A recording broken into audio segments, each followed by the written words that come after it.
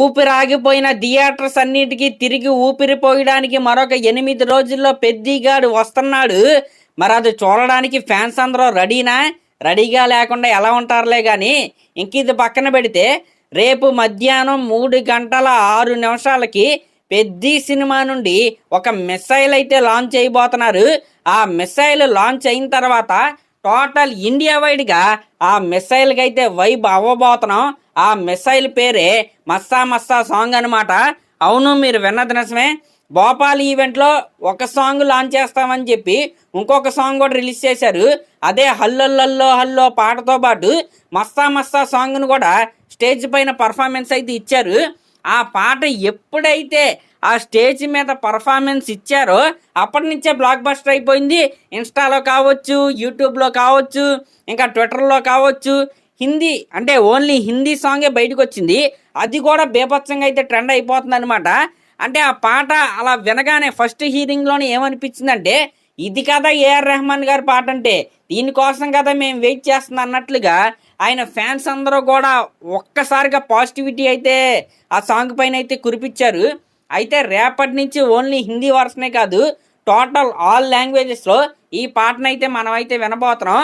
ఇంకా ఇక్కడ ఉన్న ఇంకొక ఎక్సైటింగ్ అప్డేట్ ఏంటంటే రేపు ఓన్లీ మస్తా మస్తా పాటే కాదు, టోటల్ ఈ పెద్ది సినిమాకి సంబంధించిన జ్యూక్ బాక్స్ ఏదైతే ఉందో రేపు మధ్యాహ్నం 3:06 యూట్యూబ్లో వీళ్ళైతే రిలీజ్ చేయబోతున్నారు. నేనైతే చాలా అంటే చాలా ఎక్సైటెడ్గా అయితే ఉన్నా. ఇప్పటివరకు మనం ఏమేం పాటలు విన్నాం? చిక్రి, రైరా రారా, హల్లో హల్లల్లో, మస్సా మస్సా. అఫ్ కోర్స్ అఫీషియల్గా రిలీజ్ అవ్వలేదు, కానీ మనమైతే విన్నాం. టోటల్ 4 ట్రాక్స్ అయితే మనమైతే విన్నాం. కానీ రేపు వచ్చేది టోటల్ కంప్లీట్ జ్యూక్ బాక్స్ అనమాట. మరి జ్యూక్ బాక్స్లో ఇంకేమైనా సర్ప్రైజ్లు ఉంటాయా, ఓన్లీ ఈ 4 ట్రాక్స్నే రిలీజ్ చేస్తారా అనేది మనమైతే వెయిట్ చేసి అయితే చూడాలి. కానీ ఎప్పట్లాగా రిలీజ్ చేస్తే ఇంకేమైనా ట్రాక్స్ ఉన్నా సరే రేపైతే మన ముందుకు అవైతే వచ్చేస్తే ఖచ్చితంగా ఆ బ్యాక్గ్రౌండ్లో ఉండే సాంగ్సే ఇంకొక 2 అయితే ఉంటాయని నేనైతే అనుకుంటున్నా. ఆ జ్యూక్ బాక్స్లో అవి కూడా గట్టిగా పేలాలని నేనైతే కోరుకుంటున్నా. టైం గుర్తుండగా రేపు మధ్యాహ్నం 3:06 మస్సా మస్సా మస్సా పాట అయితే మన ముందుకైతే వచ్చేస్తుంది. మరి ఫ్యాన్స్ అందరూ రెడీ అయిపోండి. ఇంక ఇది పక్కన పెడితే యాక్చువల్లీ స్కెడ్యూల్ ప్రకారం రేపు ఢిల్లీలో ప్రెస్ మీట్ అనమాట. మరి ఆ ప్రెస్ మీట్ గురించి ఇప్పటివరకు అప్డేట్ అయితే ఇవ్వలేదు. నాకు తెలిసి రేపు మార్నింగ్ దాని గురించి అప్డేట్ ఏమైనా ఇస్తారేమో. ఇంకా వీటితో పాటు ఇంకా ఈరోజు జగపతి బాబు గారిది ఒక 2-3 ఇంటర్వ్యూస్ అయితే రిలీజ్ అయినాయి. నిజంగా ఆ ఇంటర్వ్యూస్ అన్నీ చూడండి, పిచ్చెక్కిపోయే విషయాలు అయితే ఆయన అయితే చెప్పాడు. దాంట్లో నాకు బాగా ఇంట్రెస్టింగ్గా అనిపించిన విషయం ఏంటంటే నార్మల్గా జగపతి బాబు గారి డబ్బింగ్ ఒకరోజు లేకపోతే 2 రోజుల్లో అయితే అయిపోద్దంట. ఈ పెద్ద సినిమాకి దాదాపు 11 నుంచి 12 రోజులు అయితే డబ్బింగ్ అయితే చెప్పారంట. అందులోనూ రోజుకి 2 లేదా 3 డైలాగ్స్ మాత్రమే జగపతి బాబు గారు అయితే చెప్పారంట. ఎందుకు అన్ని తక్కువ డైలాగ్స్ చెప్పారంటే ఒక్క రోజులో ఆ ఎమోషన్ ఏదైతే ఉందో, ఆ అప్పల్ సూరి క్యారెక్టర్లో ఉన్న ఎమోషన్ ఏదైతే ఉందో, ఆ స్లాంగ్ ఏదైతే ఉందో అది పర్ఫెక్ట్గా రావడానికి ఒక్కొక్క డైలాగ్ని చాలా టేక్స్ అయితే తీసుకుని ఆ ఎమోషన్ని అలా స్క్రీన్ పైన చూపించడానికి జగపతి బాబు గారు అంత కష్టపడి అయితే డబ్బింగ్ అయితే చెప్పారంట. ఇంకా డబ్బింగ్ చెప్పిన తర్వాత ఇక్కడ ఈ నరాలన్నీ కూడా బిగుసుకుపోయి దగ్గరగా 8 రోజులు అయితే ఆయన అయితే పడుకున్నాడంట ఇంట్లో. నిజంగా ఆయన డెడికేషన్కి హ్యాట్స్ ఆఫ్ అనే చెప్పాలి. ఇంకా జగపతి బాబు గారు హీరోగా చేసిన సినిమాలన్నీ పక్కన పెడితే లెజెండ్ సినిమా నుండి ఆయన సెకండ్ ఇన్నింగ్స్ అయితే స్టార్ట్ అయింది. ఆ లెజెండ్ సినిమా తర్వాత దగ్గరగా ఆయన 70-80 పాత్రలు అయితే చేశారంట.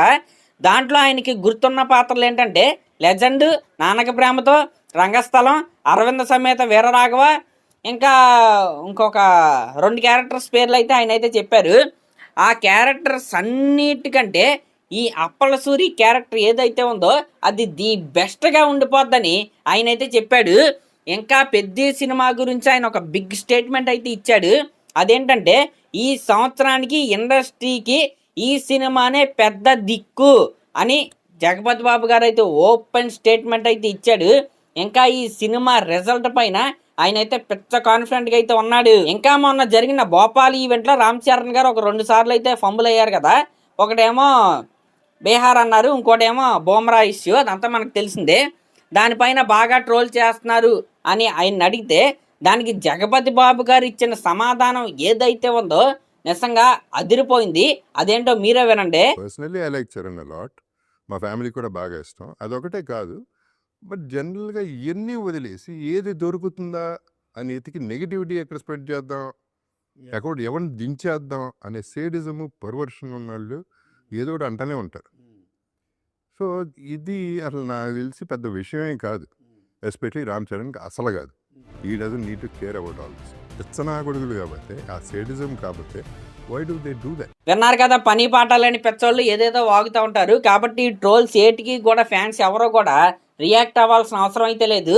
ఇంకా జగపతి బాబు గారి ఇంటర్వ్యూ ఈ విధంగా ఉంటే మన రామ్ చరణ్ గారిది, మొన్నాబాయిది, ఇంకా మన బొమ్మని ఇరానీ గారిది, వాళ్ళ ముగ్గురు కలిసి సరదాగా మాట్లాడుకున్న ఇంటర్వ్యూ ఏదైతే ఉందో అది హిందీలో జరిగిన ఇంటర్వ్యూ, అది కూడా యూట్యూబ్లోకి అయితే బయటికి అయితే వచ్చింది. ఆ ఇంటర్వ్యూలో చాలా విషయాలు రామ్ చరణ్ గారే బయట పెట్టేశారనమాట.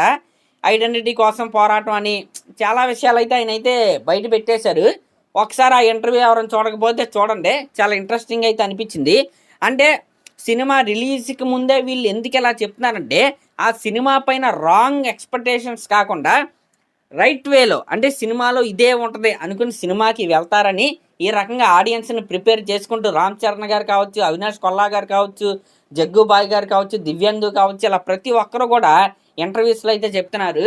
ఇంకా బుచ్చిబాబు గారు అయితే అసలు కనపట్టలేదు. ఆయన అయితే ఫుల్గా ఎడిటింగ్ ఇంకా చేపించుకుంటున్నాడు, ఇంకా డబ్బింగ్ వర్క్స్లో అయితే ఉన్నాడనమాట.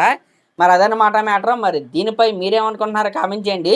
రేపైతే మస్తా మస్తా మస్తా మన ముందుకైతే వచ్చేస్తాయి. Thank you.